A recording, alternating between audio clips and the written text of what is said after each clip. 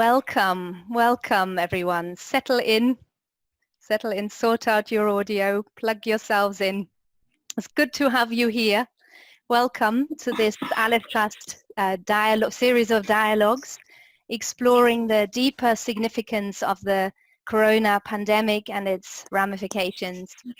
My name is Dr Bockler and I'm one of the co-founding directors of the Aleph Trust, and I'm your session host today together with Professor Les Lancaster, who you'll see in a moment. If I could ask one of our helpers please to make sure that the room is muted, then we won't get some audio feedback. Thank you. So Les and I are co-founding directors of the Aleph Trust. The Aleph Trust is a non-profit organization based in the UK. And we're active in higher education as well as in community service. So we deliver community programs and postgraduate courses in the fields of consciousness studies, integral psychology, transpersonal psychology.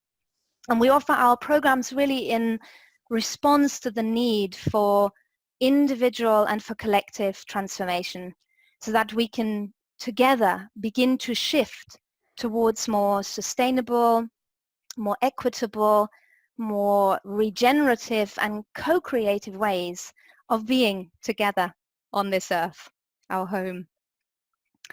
And over the coming 2 months, Les and I are hosting a series of dialogues with colleagues in the field of transpersonal studies, exploring themes that are touching so many of us right now in this present pandemic.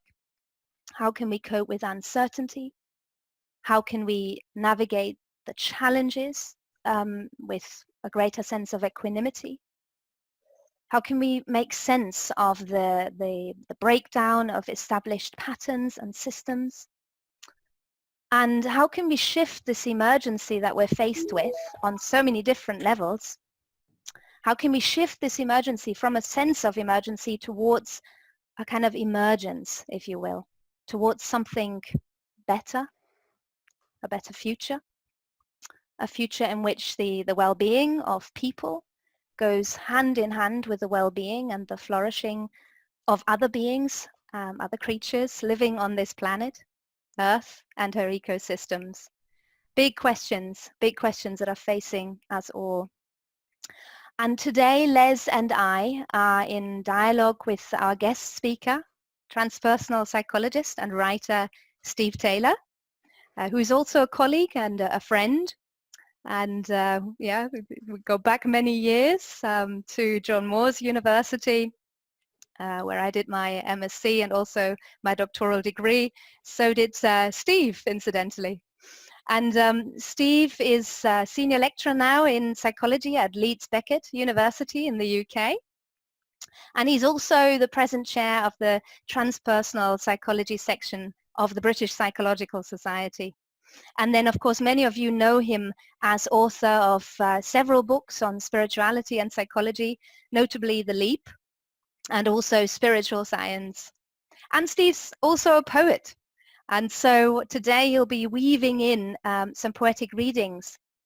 And we'll be engaging in poetic sense-making together in this session. So this session isn't just an intellectual engagement, an intellectual dialogue, but also an opportunity for us to make sense together, make meaning together through the poetics of the body, through creative writing, through a little bit of doodling, sketching, movement, if that floats your boat, if you're a movement person. I certainly am, having trained in theatre and the performing arts. So we want to invite you into this dialogue today. And first of all, we want to encourage you to find the chat window here in Zoom. Go ahead and locate that. And you can tell us there where you're from. And also maybe in a few words, what brings you here today. And we'll keep our eyes on that as a way to dialogue with you in this session. And then apart from that, if you have pen and paper to hand, we want to invite you to doodle, to draw, to sketch throughout this session, scribing what arises for you in response to the dialogue. And then later on, we'll take a moment to share, perhaps through sharing of webcams, for example, and also we'll do some creative writing in the chat window. So you may be a person who makes sense and creates meaning through writing or through visual arts, drawing, sketching, or maybe through inward sensing, feeling into the body, moving the body. So I would like to encourage you to do that. You can turn your webcam off if you're feeling too self-conscious doing that whilst others are watching. But if you're not worried about that, then please just join in, and I'll be doing that as well. Because we don't all have to sit still and listen. Yeah, this can be an interactive and physically engaging session. So all these are ways of poetic sense making, writing, sketching, moving, to enable us to kind of drop more deeply into the questions, more deeply into this material that we're exploring with Steve today. And so the invitation is to engage freely and playfully. We're experimenting. And we would really like to invite you along in this experiment. We're recording this session to share it later on with others and through social media. And we're also taking some screen snapshots. So if you prefer not to be recorded, then just be sure to keep your webcam off. That's absolutely fine. And of course, you can choose to partake in the chat window, creative writing, and so on, in whichever way you feel is appropriate. Okay, so without further ado, I'd like to hand over to Steve to begin this session. Thank you, Jessica. Thanks for that lovely introduction. Just 1 second, I just need to minimize my screen. So good evening, everybody, or good afternoon if you're maybe elsewhere in the world. I'm just going to begin by reading a poem called The Alchemy of Attention. And this poem, it describes what to me is the transformational effect of an attitude of acceptance. Sometimes when we resist the reality of our lives, we resist the reality of our life situations or certain activities or certain aspects of life itself, it creates a kind of tension inside us, a kind of friction, because our thoughts conflict with reality. But when we switch into a mode of acceptance, suddenly everything changes. That's what I call the alchemy of acceptance. So this poem just describes some of the areas where we feel resistance and how they can be transmuted through the alchemy of acceptance. The alchemy of acceptance.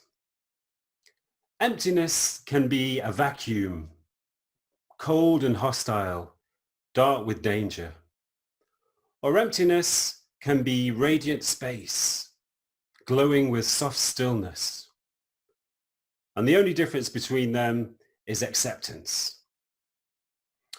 A task may seem tedious, a chore to rush through reluctantly, or a task may seem rewarding, a process to relish with an attentive mind. And the only difference between them is acceptance. Pain may seem unbearable, searing through you from a concentrated point, so that you have no choice but to resist, to try to escape, to push away the pain. Or pain can be a sensation which you can move towards and merge with, which no longer has a center, but dissipates through your being, until it becomes soft and numb, no longer pain at all. And the only difference between them is acceptance.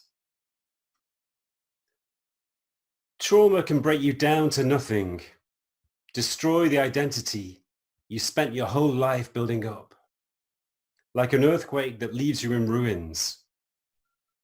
Or trauma can transform you, break open new depths and heights of your being, give rise to a greater structure, a miraculous new self. And the only difference between them is acceptance. Life can be frustrating, full of obstacles, with desires for a different life disturbing your mind. Or life can be fulfilling, full of opportunities, with a constant flow of gratitude for the gifts you have. And the only difference between them is acceptance.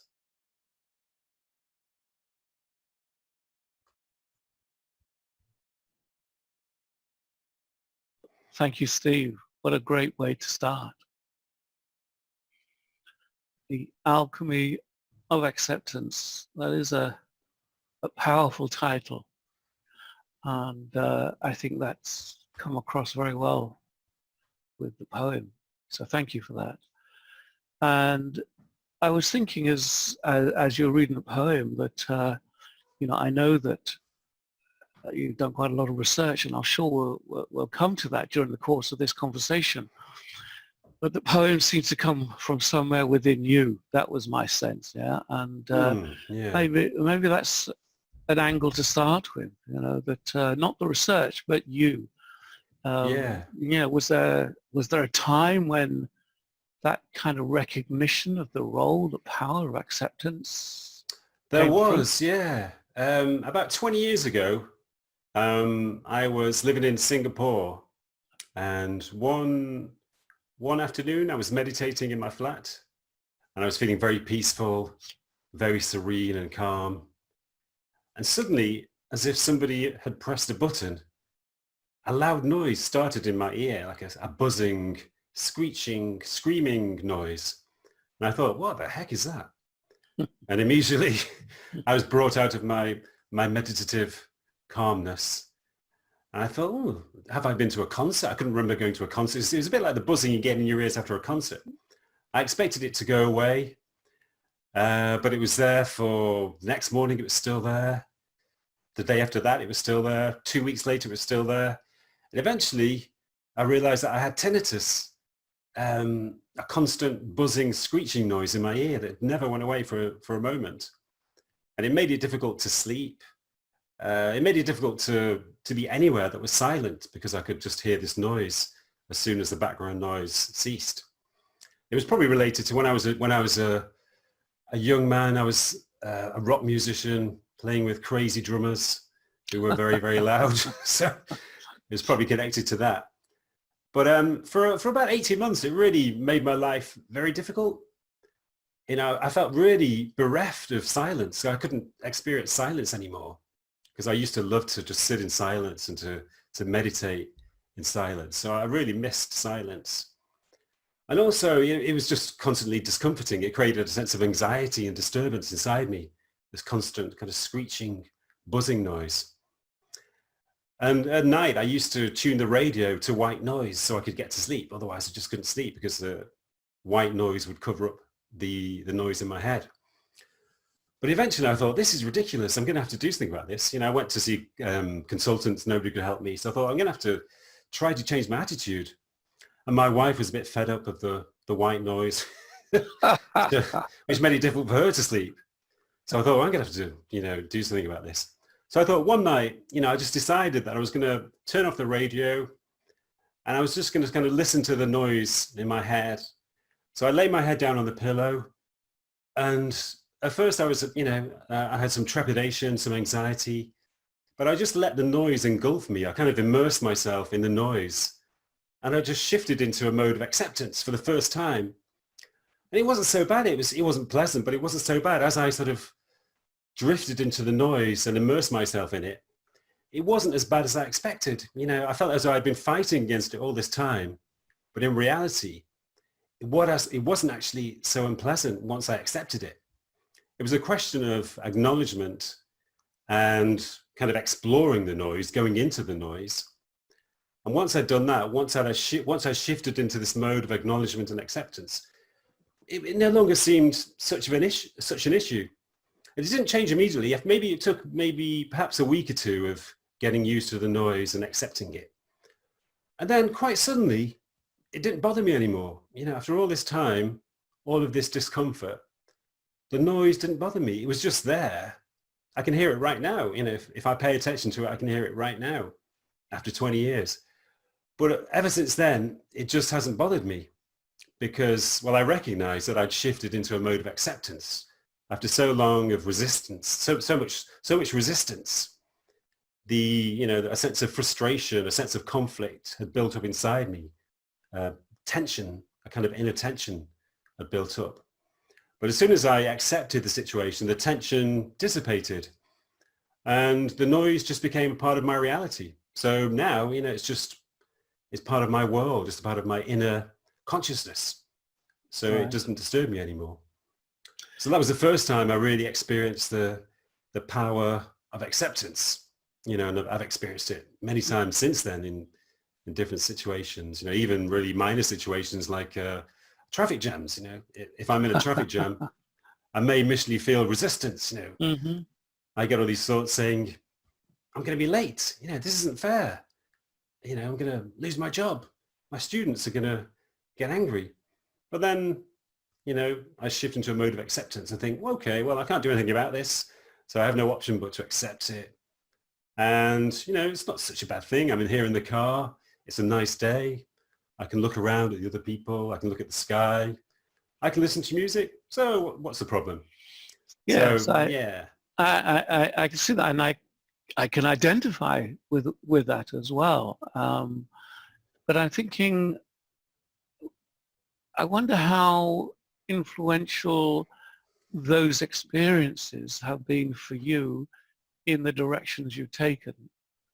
As we said before, I know that you've done research which is looking at transformation and I think also acceptance.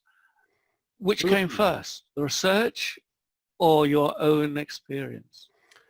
Well, the research came after my experience. I think my experience with acceptance in relation to the tinnitus, I think it taught me in a sense, it taught me the value of difficulties. When our lives are easy and stable and contented, we kind of, sometimes we fall asleep. We become, a little dormant inside. And sometimes when we have challenges or difficulties, we respond to them and it takes us up to a higher level. And we grow in relation to the difficulties, in response to the difficulties. And I felt as though I grew in relation to my tinnitus, in response to my tinnitus. Mm. And I think that possibly inspired my research, because one of my main areas of research, as you know, has been on transformational experiences triggered by turmoil. And I've done quite a bit of research on people who go through very tumultuous periods in their life, periods of great turmoil, and even to the point of, feeling as if they've lost everything, hitting rock bottom, reaching, very intensely difficult stages in their lives. But often in response to those difficulties, people switch into a higher functioning mode. They undergo a transformation. So it could be, for example, a diagnosis of cancer. It could be an encounter with death through an accident or some other kind of illness or injury. It could be an addiction, which slowly takes everything away from you and leads you to rock bottom. It could be, I spoke to quite a few soldiers who've gone through transformational experiences as a result of combat, and also prisoners. It's actually not uncommon for prisoners to undergo some form of transformation. And I realized after a while in my research that an attitude of acceptance was really essential in order for a transformation to take place. So in many cases, transformation occurred at the same point that people shifted into a mode of acceptance. So, they stopped resisting their predicament, or they handed over their problem. They kind of surrendered, let go of their resistance. And that was when transformation occurred. It seemed to trigger the transformation inside them. Yes. Let's focus on that transformation a little more. I mean, again, just going back to the poem, I thought it was very clever the way you repeated, it's that attitude when you can embrace that acceptance that something that was dark may change. It's no longer so dark. It's that point of transition.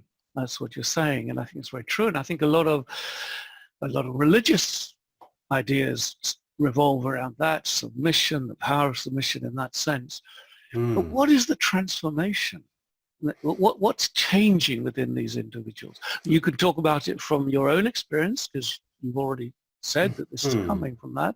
But I know that also, the work you've done, I was involved in some of that, the work where you're interviewing these people. What is it that's changing? Mm.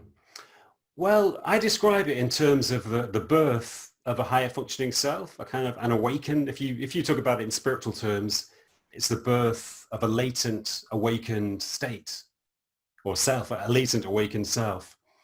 So it seems to be connected to ego dissolution. When people go through intense suffering, slowly their identity is broken down. And it can be the result of psychological attachments. So, our identity depends on a lot of external psychological attachments, like our hopes, our ambitions, our beliefs, our status, our possessions, and so on. And we derive our identity from all of these things. And if you go through intense turmoil due to addiction or an encounter with death, such as a diagnosis of cancer, all of these attachments are broken down. So as a result, the ego itself breaks down. Once enough attachments are broken down, the person's sense of identity also breaks down. It's almost as if, if you take away the building blocks, which are the attachments, the building blocks of the ego, then the ego just collapses like a house. When you take away the bricks from a house, at a certain point, it just collapses. Right.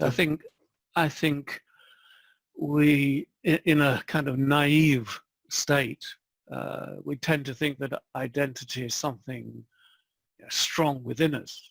I am who I am, and we build up our defenses and, as you say, our attachments. And what you're talking about is to do with that realization that actually identity is not fixed. It's not that bundle of I-ness that is, you're born with and it goes on. And so yes, how that starts to become flexible and acceptance is a key. Yeah, one thing I found recently, I've been doing some research just over the last few weeks into people with addictions who undergo transformation. And one thing I found is that in some cases, transformation occurs when people have, they've lost everything over the course of many years of addiction. They've slowly lost their friends, contact with their family. In some cases, their partners and children. They've lost contact with them. They've lost their self-respect. They've lost their sense of status. They've lost their roles in society. So slowly, everything is taken away from them. And in some cases, people reach the point of contemplating suicide and attempting suicide. And I found in quite a lot of cases that transformation occurs at the point when people are intending to commit suicide, often after a suicide attempt. And I think, maybe that is connected to a kind of surrender, that if you intend to commit suicide, you've given up, you've surrendered, you've let go of everything. You've kind of resigned yourself. So in a sense, in a strange way, it's a mode of acceptance, it's a mode of surrender, at least. And that seems to trigger a kind of transformation where a latent higher self seems to emerge in people. This is a key point in Alcoholics Anonymous, isn't it? And these ideas have a history, a very interesting history. But history, we could talk about that for a long time, but let's move it into our current framework. So these dialogues that we're running, we put them in the framework of the pandemic that we're all being affected by. So can I ask you to shift in that direction? What you're describing, which we could say so much more about, the transformation, the nature of identity, and what that acceptance really is touching inside of us. But what's its relevance for us today? The pandemic is, I think it's so difficult for many people. I mean, obviously there are practical difficulties with childcare and working and financial difficulties. So I don't want to minimize any of the difficulties the very real practical life difficulties that it creates. But in a strange way, you know, when I was interviewing prisoners recently, prisoners who undergo spiritual transformation, I was thinking that it relates to our situation in lockdown, because I think there are two reasons why the prison environment is quite conducive to spiritual experiences or spiritual awakening. One is because it's a situation, obviously, of confinement and restriction. So when your life is restricted, when you don't have much activity in your life, you spend a lot of time in solitude, then you have to enter your own being. You have to explore yourself. And in ordinary life, people just don't do that. We live externally all the time. We're focused on activity and distractions. But in confinement, you begin to explore yourself. You begin to, you know, explore your own thoughts, your own attitudes, your own emotions, the way your mind works. And, you know, that can be the beginning of a transformative journey, self-exploration. I think it is the beginning, self-exploration. That's why a lot of prisoners get involved in meditation, because, you know, self-exploration tends or leads towards meditation. But also, the prison environment is also one in which people let go of their ordinary identity. You know, they're separated from their roles in society, their status, their possessions, their roles as family members. So it's a process of letting go. You let go of your identity. And for a lot of people, that is a very difficult experience. So I think in the lockdown, we also have to let go of some of our attachments. We have to explore ourselves, and we have to let go of some of our attachments. And we also have to accept, we have to shift into a mode of acceptance, you know, not wishing that our lives were different, not thinking about the past or the future. We have to just live in the present day by day, taking our lives as they are, accepting our lives as they are at the moment. So I think all those things kind of lend themselves to some degree of spiritual development. It's as if it's following that, and I think what you're saying is very practical. I mean, it's you know, all of us in our situations are influenced, affected in one way or another. I think we can all grasp that nettle in ways appropriate to ourselves and move in that direction of acceptance. Taking like a bird's eye view, you know, it's almost as if our time has its needs, you know, and this virus, it's almost giving that opportunity. Is that a way to put it, or is that being a little bit too mystical around it? I don't think you can be too mystical about anything. Well, that's another discussion. The more mystical, the better. Well, it does seem very serendipitous, doesn't it, that it's occurred at this moment. It seems to be the right crisis for the current time. You know, even in environmental terms, exactly. It seems very fitting.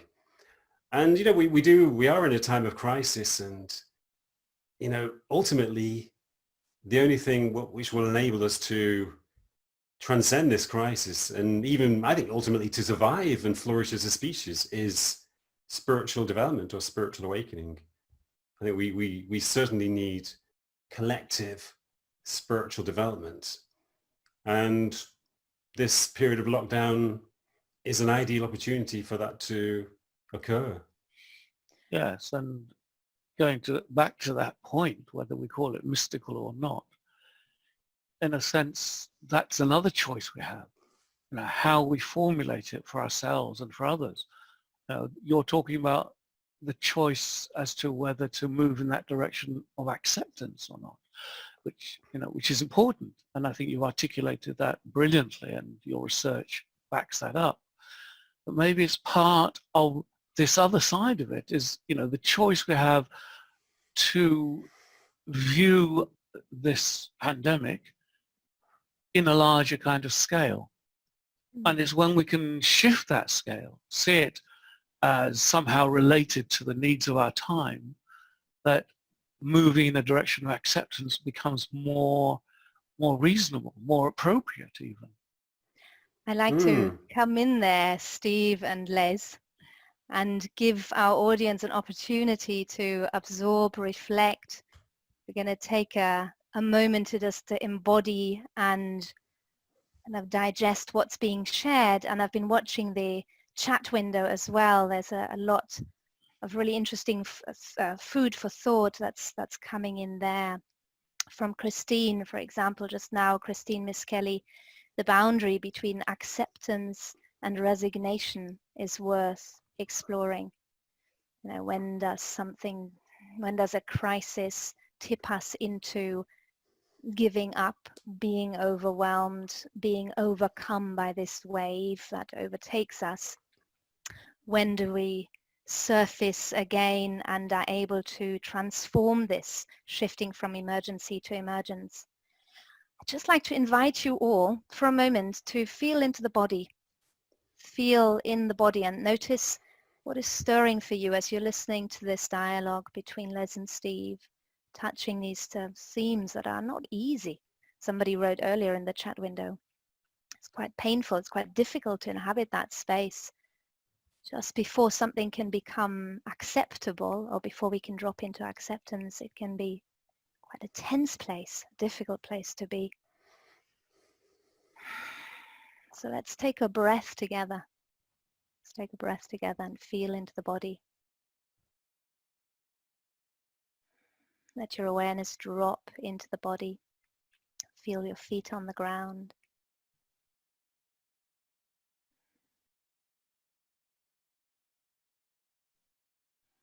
Notice the alignment of your spine, how you're sitting, how you're holding yourself.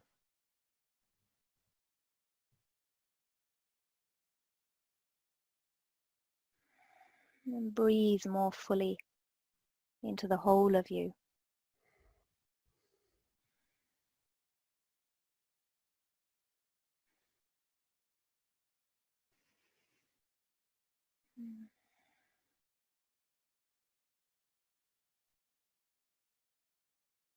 Take another few deeper breaths, just arriving home, looking inward, sensing into the body.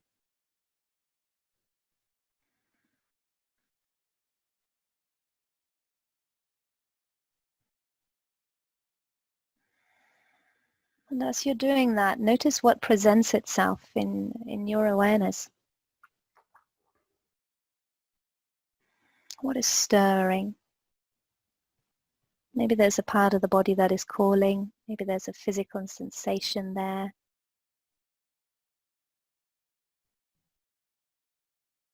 Maybe you're receiving information through other channels, auditory, visual perhaps. Maybe some emotions are stirring.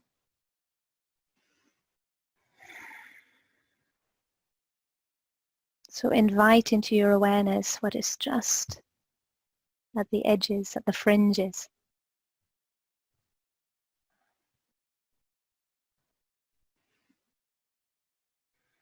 And I'd like to invite you now to let that speak. Whatever is at the fringes of awareness, let that speak to you. There may be small movement that you want to make, micro movements. If you're a very kinesthetic person, movement person, or maybe you have pen and paper, in which case you might want to just doodle a little bit, write a little, just for 30 seconds, a minute or so, freely exploring what is there, what is present. Maybe there are words that are coming. So just take a moment, 30 seconds to a minute, to capture what is pulling on your awareness right now.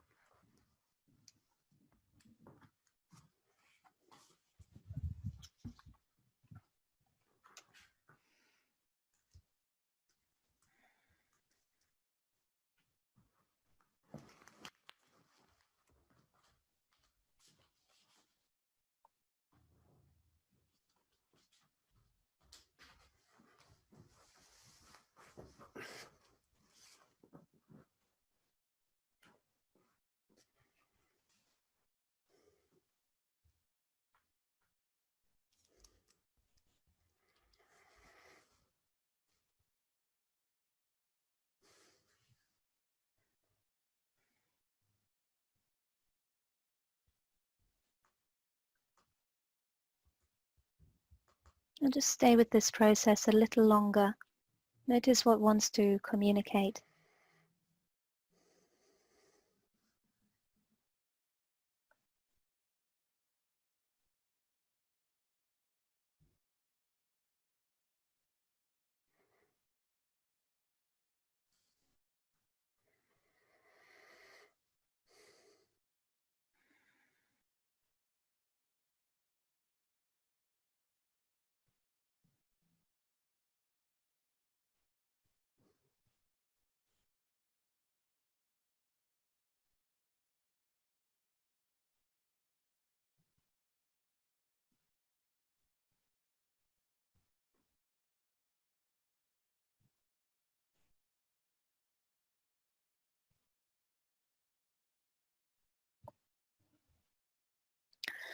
Now, if you've been exploring through writing, switch to another medium. If you've been exploring through drawing, switch to another medium, switch across.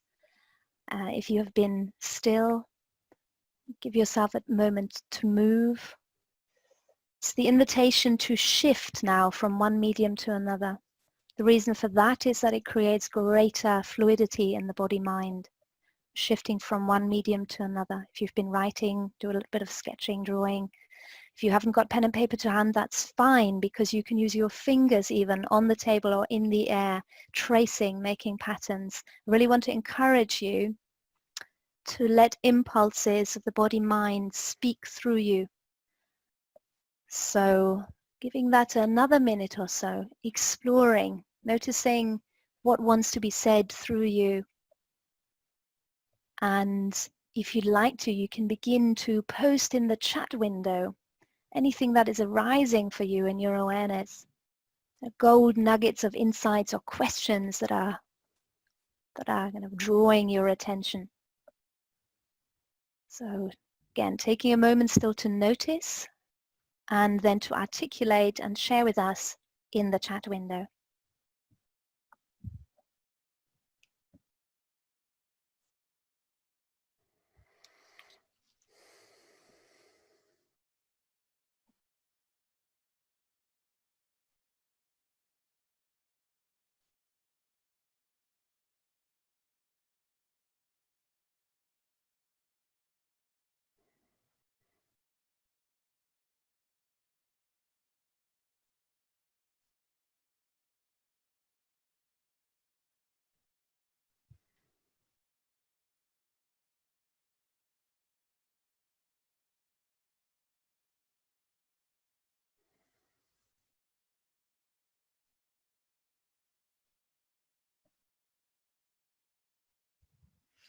Yeah, stick with what is there, because whatever is present is right, and there's no wrong as such.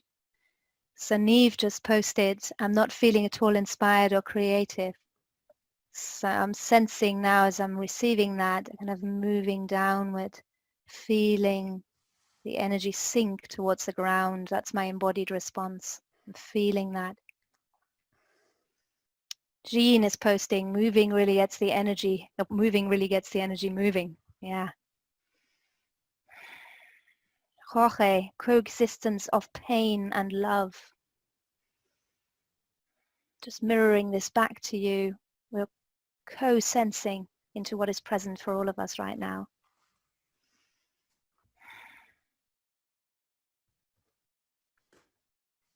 As I was sensing into this, I got scales, weighing scales. And I wonder what keeps them in balance, what pulls them down, what pulls one up, one down. Owen, a cross formed by joining the third eye to the throat chakra and the left to the right eye. I'm noticing again the juxtaposition of opposites.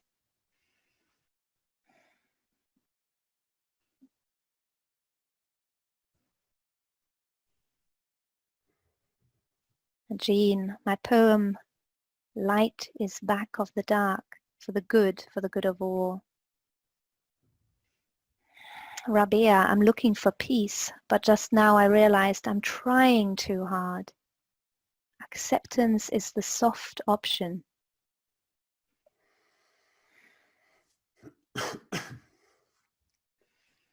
trying too hard.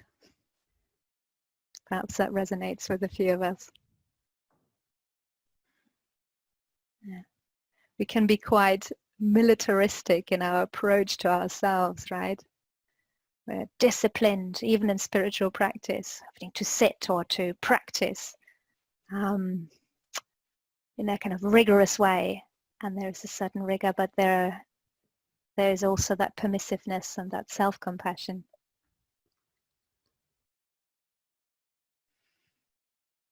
Yani, I feel a strong need to let go, a longing for emptiness. As I'm hearing that, I'm drawn towards my belly as the center and the seat of life energy.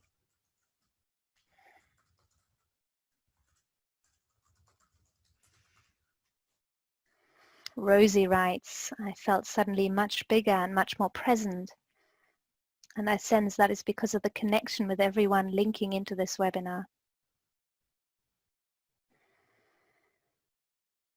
You might just want to take a moment to take each other in, see each other, switching to gallery view, noticing who is here.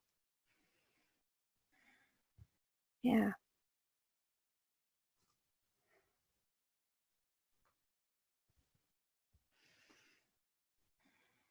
Vitali writes, there's no real knowledge except only direct feeling and experience in the moment.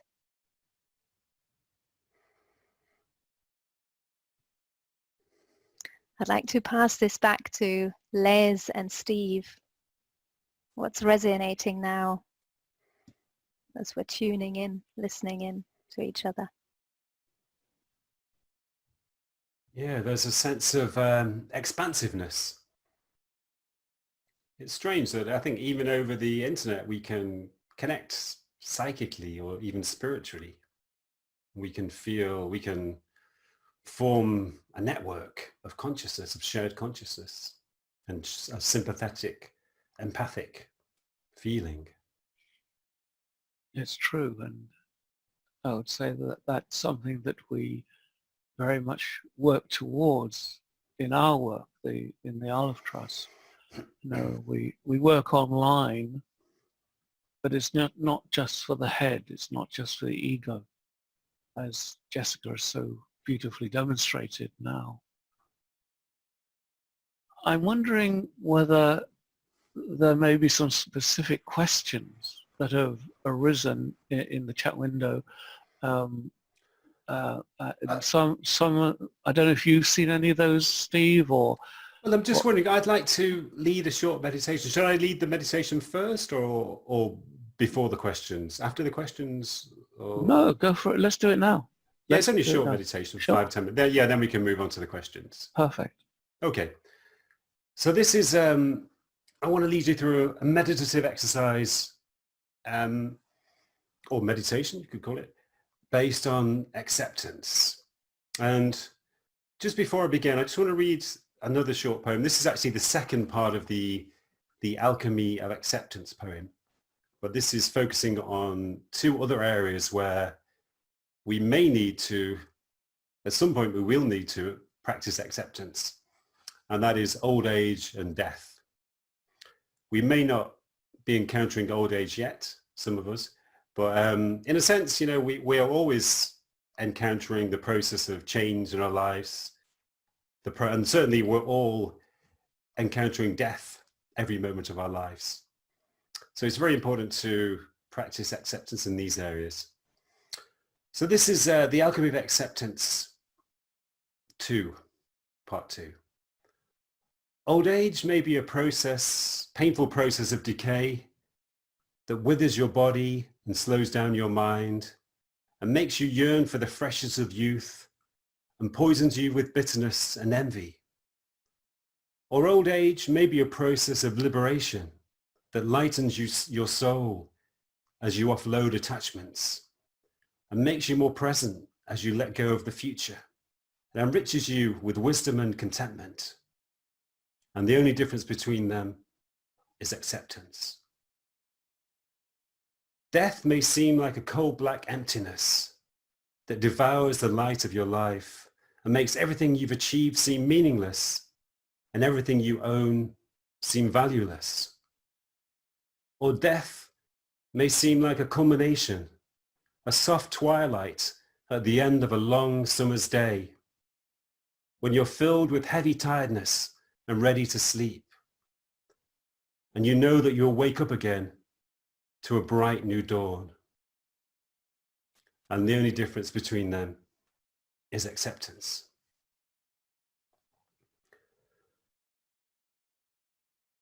So there are a few aspects of our lives where we may feel resistance. And where we feel resistance, we also feel tension and conflict, and therefore negative states of being. And I just want to go through a few of these areas. And as I go through them, maybe you can just ponder over whether you feel resistance in any of these areas. And that will highlight the areas where we need to practice, where you need to practice acceptance. So the first area is physical issues, physical ailments, physical difficulties, a bit like my tinnitus I was talking about earlier. Are there any areas of physical discomfort where you feel resistance, which create tension inside you? Just briefly contemplate that. Maybe go into your body and find out if there are areas of tension or resistance in your body.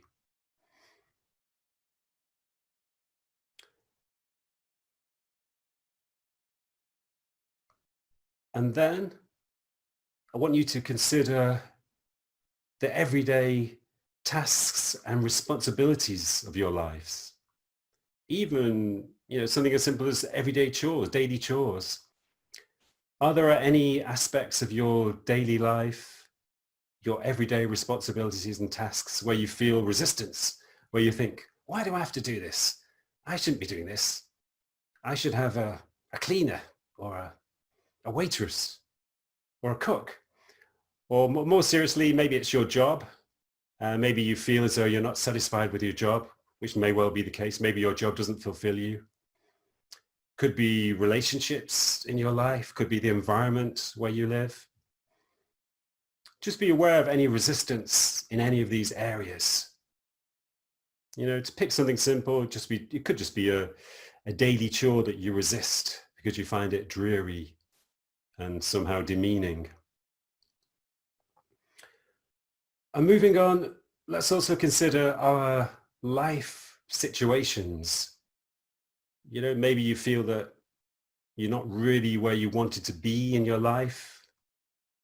Maybe you feel you should be more successful. You should be in a different environment, a different career. Maybe it could be connected to relationships again. So just be aware of any areas of resistance in relation to your life situation.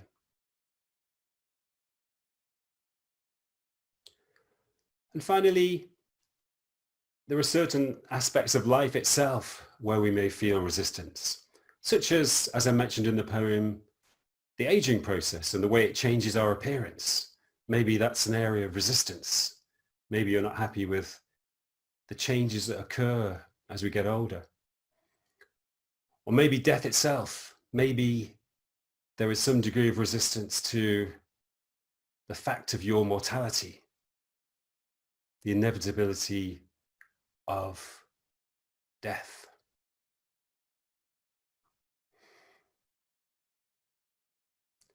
So what I'd like to do now is to, just as an exercise, I'd like to focus on one of those areas.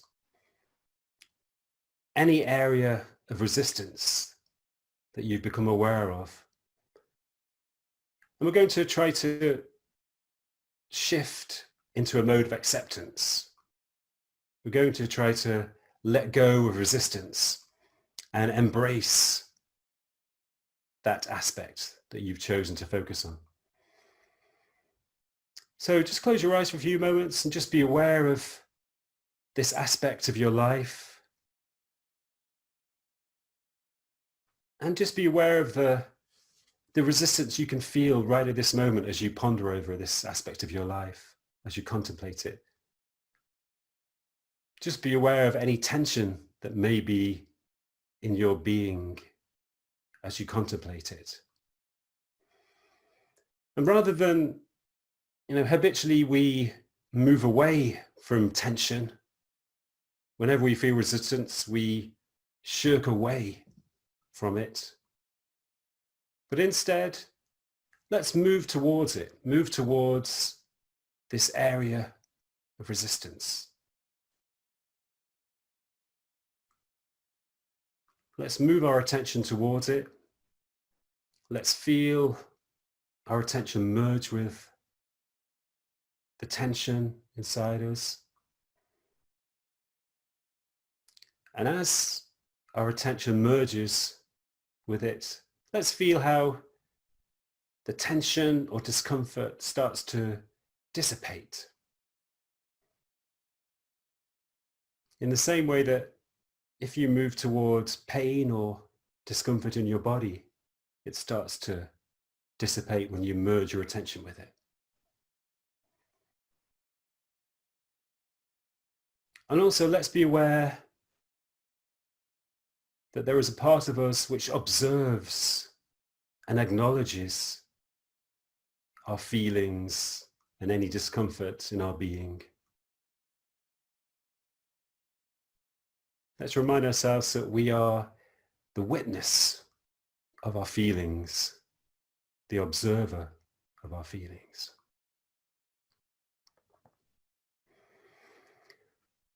And now I'm going to ask you to let go of your resistance to this aspect of your life.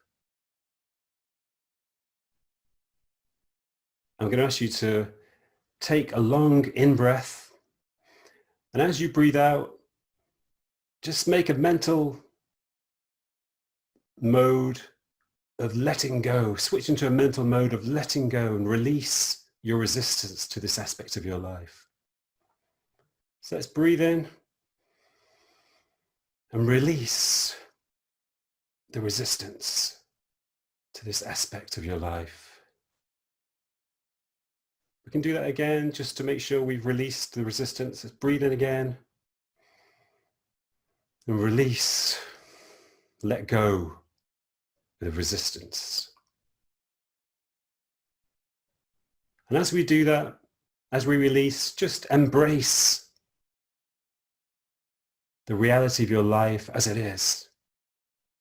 Just make an intention to embrace every aspect of your life in a mode of acceptance, letting go of resistance and feeling tension fade away.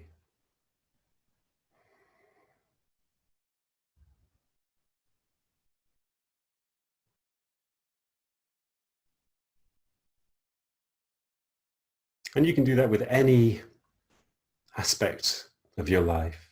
You can switch into a mode of acceptance. First of all, you need to go towards the tension and resistance, explore it, feel your attention merge with it, and then make a mental effort to gently let go, release your resistance.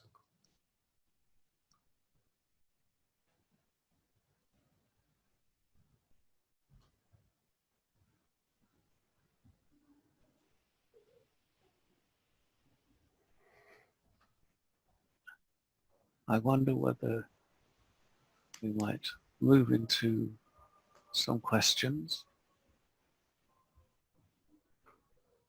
And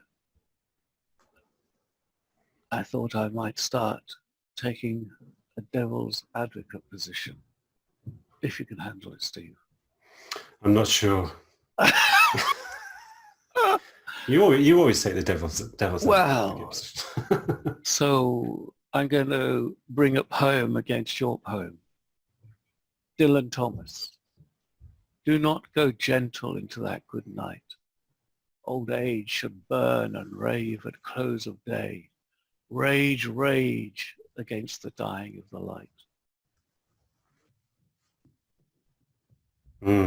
I don't disagree with what you're saying at all. I said devil's advocate.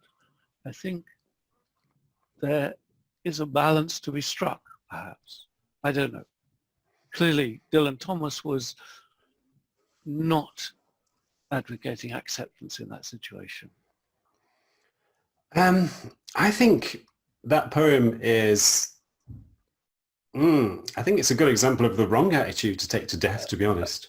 Okay. I actually wrote a repost to that poem called Go Gently Into the Night. Exactly. And I knew that. And as I said, devil's advocate. But I wonder if we've got some people who've been looking at the questions as they've arisen. Nick or Francesca, maybe you could bring one or two of the questions for Steve. I'm going to share two questions that came in that they parallel each other.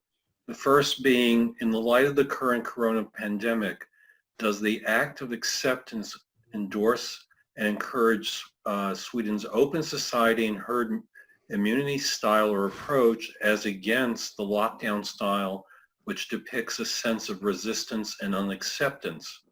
Should humanity accept the situation as it is and learn to live with it? And then the second one, which, as I said, is a similar theme, how best to stop the momentum of the fight-flight response, especially when unconscious behavior patterns are triggered? Well, the first question, maybe Les wants to come back to this as well, but I think it relates to what Les was pointing out there, that there is a possibility that in a mode of acceptance we may become passive, and there are certain situations where we do need to stand up for ourselves, we do need to take action. But I think it's a false dichotomy, really. I don't think acceptance necessarily means being passive and not taking action. I think acceptance may sometimes be the first stage of effective action. Once you acknowledge the reality of your predicament, once you explore the reality of your predicament, then that's when you can begin to take effective action against it. And maybe your action comes from a higher source rather than from your ego self. And if you react in a very kind of egoic way to your predicament, you may not respond in an appropriate way or an effective way. So I think there is a balance that we do need to, there are some situations where we do need to take effective direct action.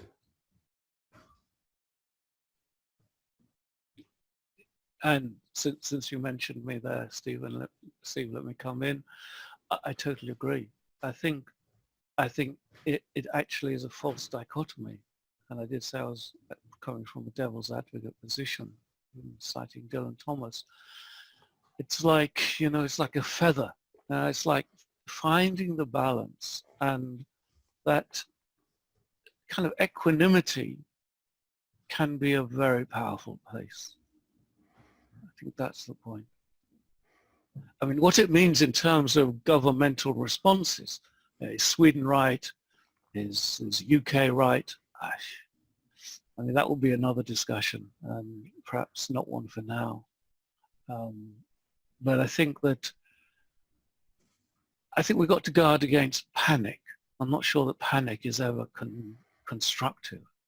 Yeah, I think the fight or flight response is an egoic response, and we need to transcend that really to respond effectively to situations.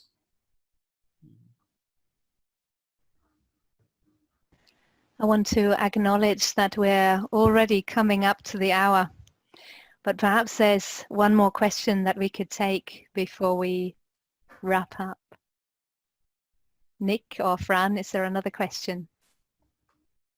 I have one that James had posted a little bit earlier.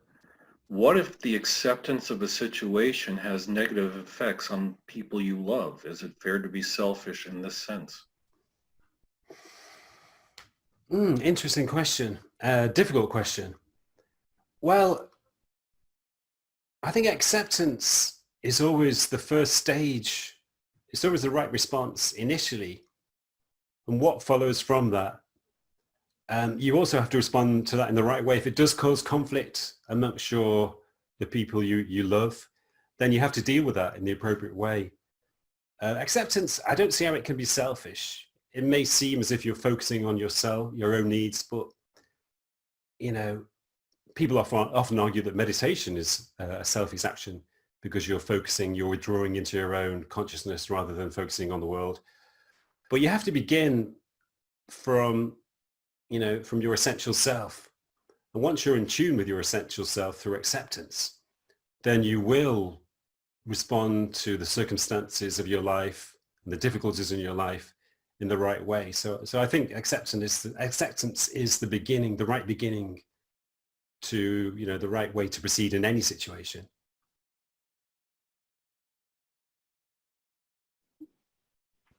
Let me just add very quickly to that, because I think it relates.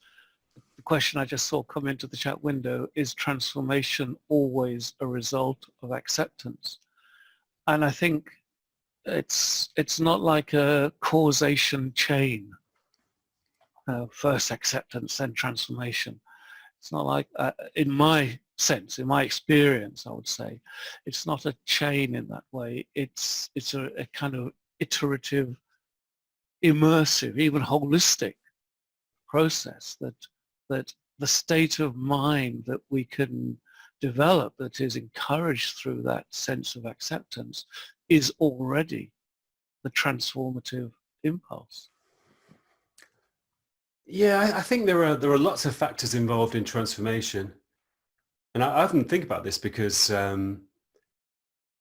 know, or we all know, most psychologists know that difficult circumstances can lead to growth. That's what's called post-traumatic growth, which is a very important psychological concept. And I know from my research that intense suffering can lead to spiritual awakening. It can lead to personal transformation. So the question then is, everybody goes through intense suffering at some point in their lives, and many points in their lives. Suffering is a part of the human condition, as the Buddha told us. So why do some people experience transformation whereas other people don't? A lot of people just suffer. They just experience the negative aspects of psychological turmoil. So I think there are a number of possible reasons why some people transform in response to psychological turmoil and suffering. One is that it seems to be more common in certain personalities. People who have a quality of openness to experience, for example, they seem to be more likely to undergo transformation. And I think some people who have the ability to explore and acknowledge their own psychological states, to kind of enter their own being and explore their own feelings, that is important too. But acceptance is also certainly important. And also, as a final factor, some people just seem to be somehow ready for transformation. Who knows why? Maybe due to their earlier life experiences, maybe their experiences in previous lives, but somehow they seem to be ready. There seems to be a latent higher self waiting inside them, which is ready to be born, just like a chick, which is ready to hatch inside an egg.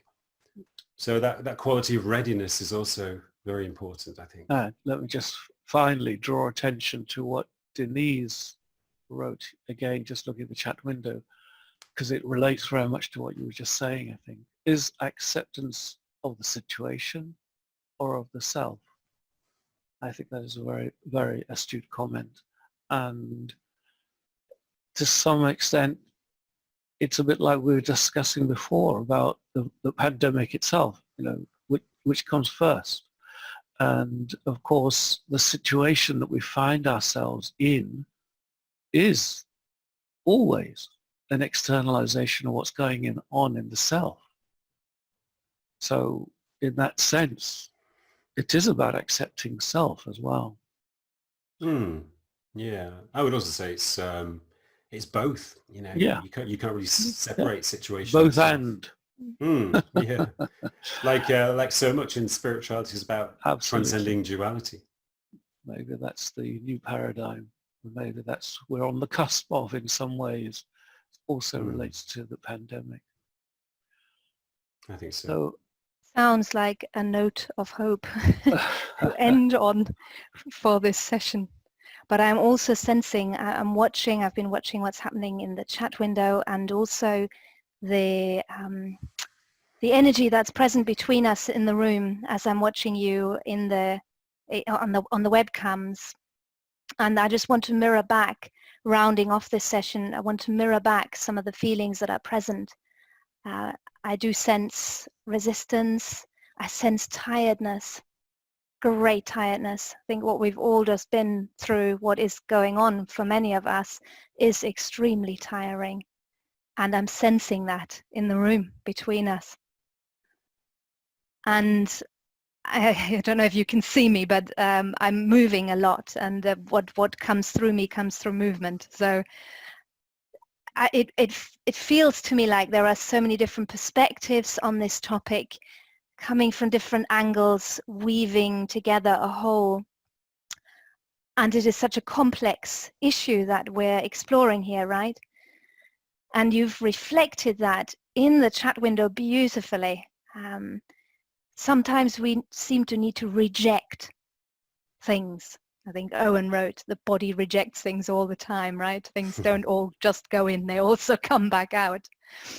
So this balance between acceptance and rejection, it seems one of the great puzzles of the human condition. Sitting with that, feeling that in both my palms right now, weighing this up. I'd like to thank you all for being here with us this evening UK time. Steve, thank you for joining this dialogue, bringing yourself in, bringing your poetry as well, and Les also, thank you very much. We're going to make this video available later on, and we're going to build on the dialogue that we started here with Steve, following on, and our next session is with Kendra Diaz-Ford in 2 weeks' time on the 2nd of August. So please keep an eye out. If you'd like to continue the conversation, we're going to build on the threads that have begun to emerge for us here. And with Kendra, we're exploring this notion of transpersonal self-authorship. How are we making meaning? How are the threads coming together for us or not? Where is the tapestry fraying? What is it that is needed to shift from that sense of emergency to emergence? Big questions, and the answers maybe come to each of us like fragments of a puzzle. But the more we can cultivate that sort of joined mind, and by mind I don't just mean the intellect, but our shared awareness, then maybe we can come to greater insights into everything that is happening for all of us right now. So thank you again, everyone, for joining us, and maybe we'll see you at the next session. I wish you well. Steve, I'm sure. Good night, everybody. Well. Thanks Good for joining night. us. Good night. Take care. Thanks, Steve. Thanks, everyone. bye to everyone. Thank you. Bye. Thank you so much. Good night, everyone. Thank you. Thanks. Thank you. Thank you very much.